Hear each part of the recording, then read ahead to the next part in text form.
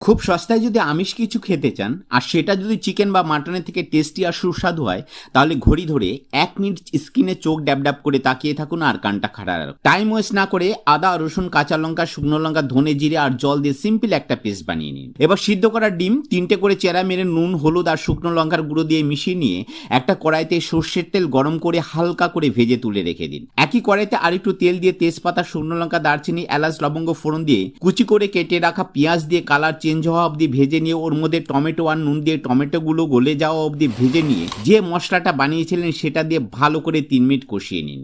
মশলাটা যাতে পুড়ে না যায় সেজন্য মিক্সিং জার ধোয়া জল দিয়ে আরো 3 মিনিট কষতে থাকুন। ততক্ষণে 3 চামচ দইয়ের মধ্যে কালারের জন্য হলুদ আর কাশ্মীরি লঙ্কার গুঁড়ো দিয়ে দইটাকে ফেটিয়ে নিন।